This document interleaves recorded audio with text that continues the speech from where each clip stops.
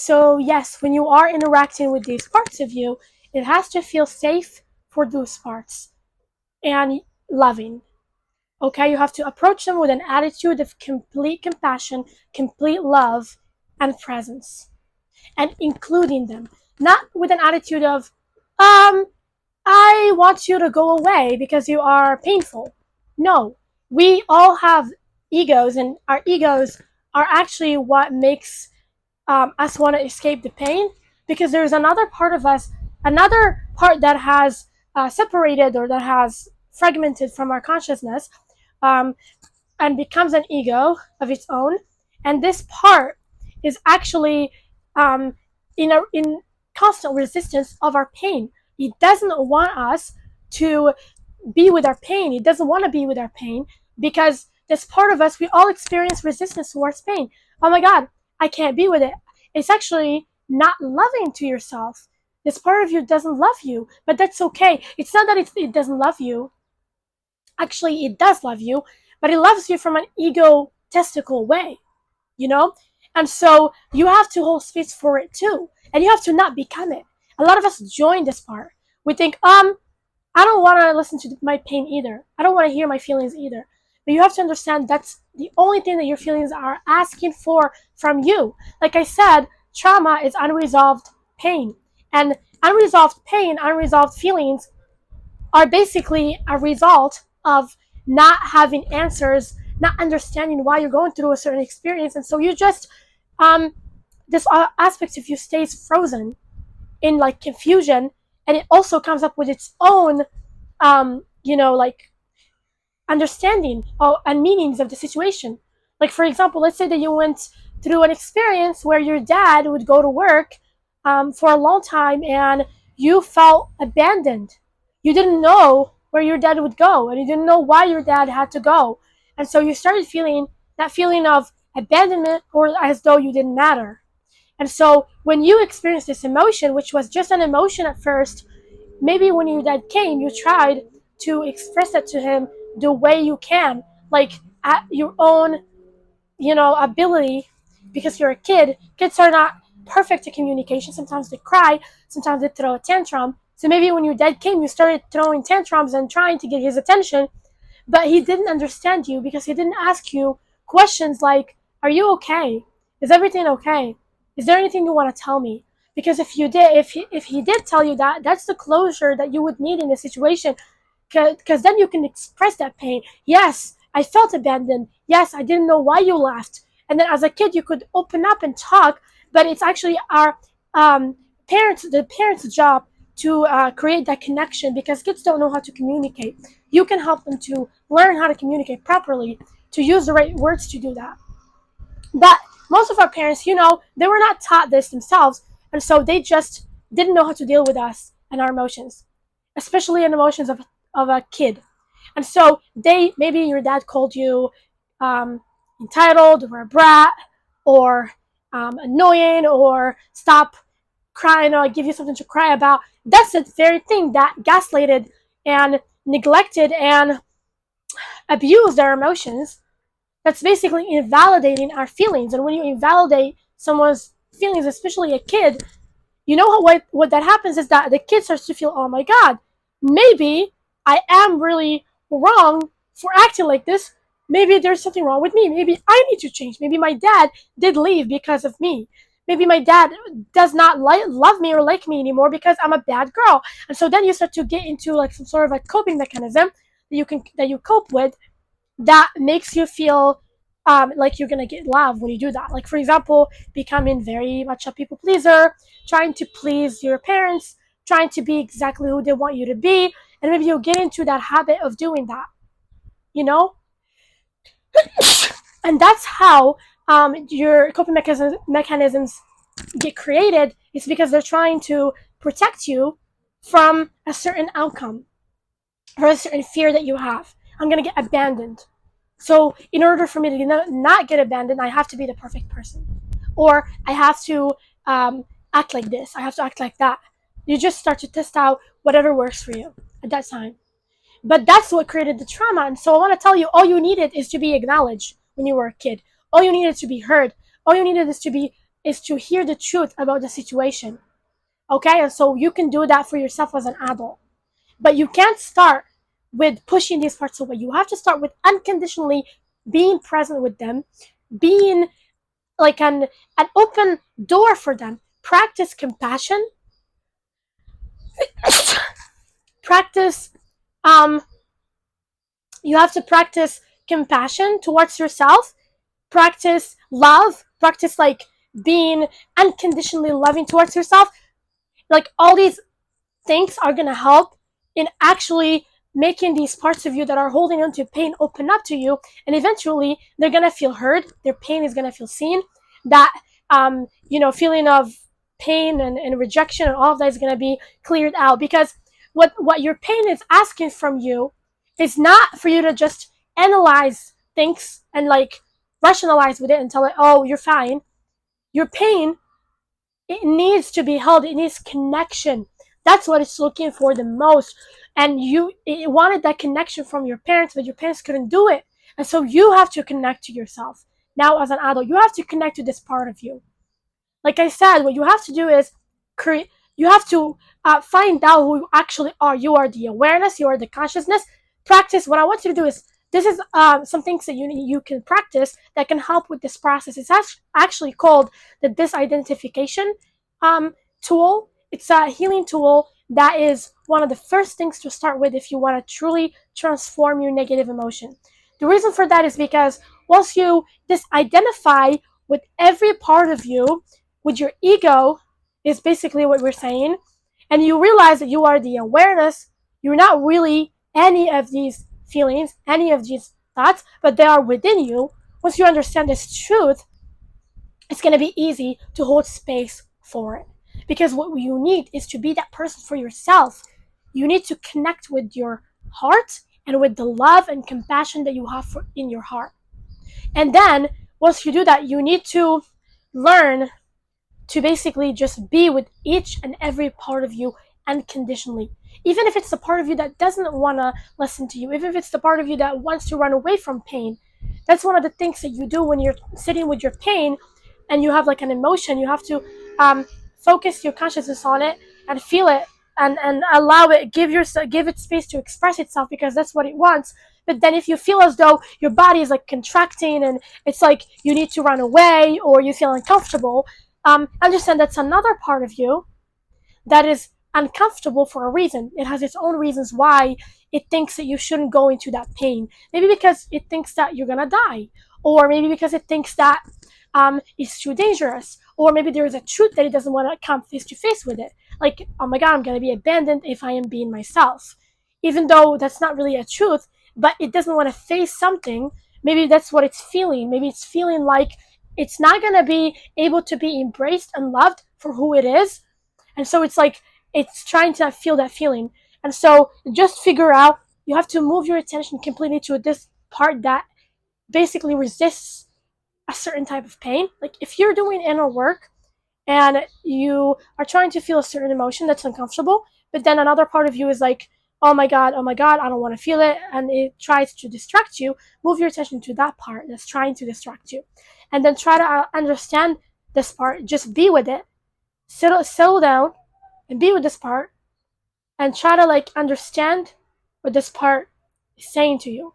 Like, oh my god, I am gonna be uncomfortable, I'm gonna die. And then just hold yourself like this while you're feeling every single thing that's coming up. And if it's like too much, you can even like match that energy or that feeling with your body. Like if it feels like, oh my god, you're like contracting, you can do this with your body. If it feels like, oh my god, you want to be free, you can be like, maybe you want to run away, you can start to like, oh my god, like this is how I feel. Just like that's how you basically express how you feel through your body. If it's like running away, you can do this, like, oh my god, I'm running away, whatever it is. Now that's gonna help you to come face to face with that part of you that's actually blocking the healing for you. Okay, because as I said, there is multiple parts of you, and this is how to interact with your emotional self, because every single trauma happens on an emotional level. It also there is also pain in your spiritual aura system. There's definitely like healing to do there, but the what you have to do is You have to go to your emotions because that's what's going to heal everything else. When you go in your emotions, sometimes you can also go in your body. Okay, like interact with your body. How do you feel? How are you feeling? Sometimes the pain can hide in your own body, and so it is, maybe you might not be able to experience your emotions, but you might experience tingling, or a feeling of anxiety, or a feeling of maybe chills in your body, or maybe like uncomfortable tightness, or maybe like um, a pain in your back or whatever it is. And I need you to focus your attention on it while you're like taking deep breaths, and you're being with it, you're in it. And like I said, if there's any part of you that wants to pull you out of it, focus on that one too. And this is a muscle that you're building. It's just like a willpower muscle. So it's like you're building your emotional ability to feel, to hold on to more feelings, to experience more emotions. Okay, and because that's what's gonna regulate your nervous system. Because when you feel fully, your nervous system gets the message that everything's fine, everything's okay. And if you want to feel everything's fine, everything's okay, you have to be there for yourself. You have to hold space for yourself. That's how you regulate your emotions. And so, if you want to learn how to hold space for yourself, what you need to do is that, like I said, you need to get in touch with a very wise and high vibrational part of you that holds very much a lot of love, that holds a lot of compassion. That's what you need to get in touch with. And so, you can try this exercise if you want to get through that. There is parts of you that might not be that loving towards you. And all you can do is you can approach them from this like feeling, from this like space of curiosity. Like, let me see which parts of me you're just going to observe come up when I'm trying to be with myself. Maybe a part of you that criticizes you and tells you you're stupid. Maybe a part of you that tries to take you away from the trauma because it thinks that you need to be perfect for it to love you. Um, and then I just need you to drop into their perspective, these parts that you have, and be like, let me try to understand, why is this part only wanting to love me when I am happy? Maybe because it really wants to be saved. Maybe because there's always a deeper perspective to why these parts of you want to run away from you. It's actually the truth is that these parts think that they are protecting you, but they're actually not protecting you. Um, because they're just reacting from not being regulated. But when you dig deeper and you try to understand these parts of you, even the most deepest, uh, ugliest parts of you, the ones that reject you or the ones that make you feel bad, you're gonna realize eventually that these parts literally are just trying to protect you. And you might be so afraid of a certain part of you, like a part of you that blames you, or a part of you that puts you down, whatever it is. But if you open up to that part and you're just being with it from a place of maturity, from a place of, I'm going to hold space, I'm not going to judge myself, you know, you might be able to dig deeper into those parts and then start to find ways to connect with these parts on a higher level, on a deeper level too. So you have to take the choice to practice love on these parts. You have to choose. I want to practice love on these parts. Even if there is parts that come up that do not practice love on you, you have to do it all the time, where you practice acceptance, you practice love, you practice compassion on these parts every time they show up. And love even those parts that are hurt. I mean, those parts that are ugly and, like, you know, show you aggression. Like, for example, let's say that you're trying to accept your body, but a part of you is telling you, but your body is ugly anyways, or but you're fat, or but you're not attractive. You can say, you can approach this part with, instead of like resisting it and thinking, oh no, shut up, I am good, or whatever it is, you can just try to drop into it and see, why is it saying that. And deep down you're going to realize that it's emotionally, it's saying that because it feels insecure. It's just you. It's a part of you that feels insecure. And so then you can have compassion. I'm so sorry that you don't believe, that you still don't believe that you are lovable. You still don't believe that you are beautiful, that you are attractive, whatever it is.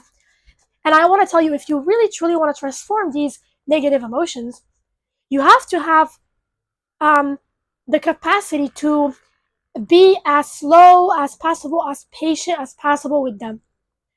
Take as long as it takes for them to be felt and to express to you how they feel. By letting an emotion run through you fully and talk as much as it wants, be felt as much as it wants, be in your body as long as it wants, and just be with it and hold space. The more you do that, the more the feeling, I promise you, it's going to transform, because you're holding space where it's going to feel heard, it's going to feel seen, it's going to feel understood, and then it's going to start to have the power to transform by itself. You're not even going to need to make it transform, it's just going to transform by its own. Okay, but you have to be patient with it. Like I said, you can't rationalize. If a part of you still feels insecure, you can't rush it. You have to drop into its level and give it compassion first. I am so sorry that you feel this way. I understand you went through all that pain.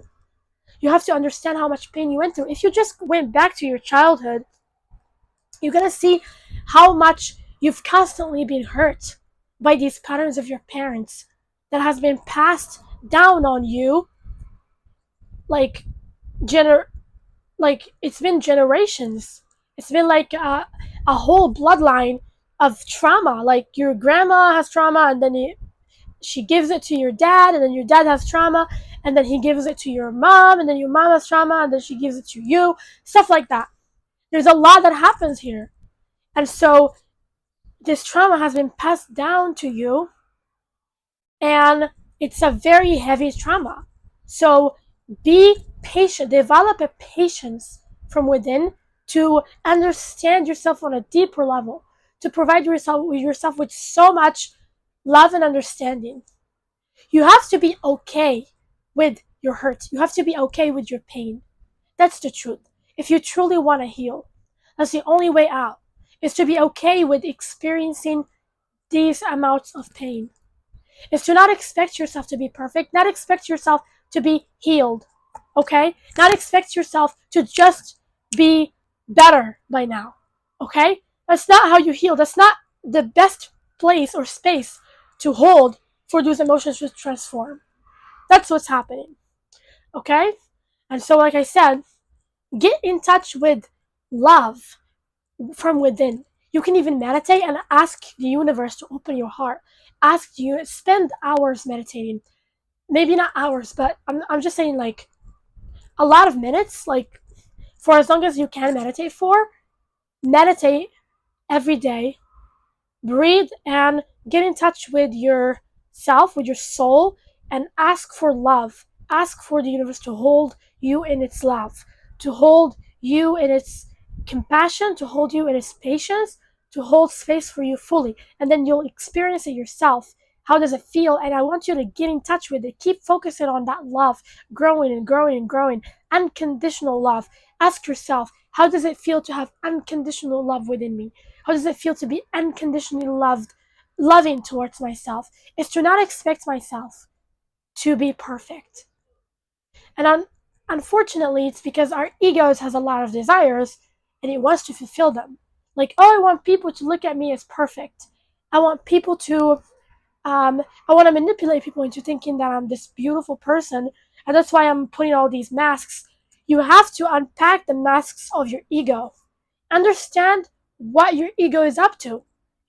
What is it trying to do by trying to hide and not being um like vulnerable and not being open. You have to be able to driver's seat your true self and not your ego. And that's how you learn to do that. Practicing acceptance towards yourself, practicing love towards yourself, practicing complete presence with yourself. You have to be approaching these parts when you're trying to heal them from a place of, I'm doing this because I want to connect to you. I'm doing this because I want to love you. I want to help you feel better. And not because I want myself to feel better. Not because I want, a lot of us are selfish with ourselves. We don't want to hear all the parts of us. We want to suppress all of them. And we only want to hear one part, which is our ego, because our ego thinks that it's doing better or it knows what it's doing. Our ego is all about survival, okay? But your soul is all about union, union with the universe, union with everything, oneness, okay? Your soul is all about freedom. It's all about thriving, not just surviving. It's all about union. You have to unite. That's how you unite with all the parts inside of you. That's what this channel is about. That's what my teachings are about. Is to fully unite with all the parts inside of you. And that's how you do it. You have to do it like this. Because the only reason why you have to do it like this is because you can't heal a part of you if you're pushing it away. You can't heal a part of you and push it away at the same time. It doesn't work like this. And this is a practice. You're going to find layers and layers of your ego trying to stop you or trying to tell you that, oh, it's practice and acceptance, but so that it can, there's a lot of manipulation so that it can get what it wants. But you have to see through them and start getting into your true self. Who am I really? Okay, so I hope that you like this video and that it helped you. And this is how to truly transform negative emotion, is to interact with your emotions and your body and to connect with those parts of you that were fragmented at the first place. Okay, so I hope that you love this video. And if you love it, you can like the video, comment and subscribe, and also share it with people that you know need to unite with all the parts inside of them too. And if this is something that you are interested in working with me, if you are interested in this work, we can work together, and I can guide you into a process of self-unification, which is my method that I use to help people unite with all the parts inside of them, to help you finally come into wholeness. Okay? And so if this interests you, you can send me a message through my Facebook. I have the link in this video, and it's in the info place. There's a place where there's an information. I don't know what it's called, but you can just find it there. Okay, and so I hope you enjoyed this, and I'll see you in the next video. Mwah.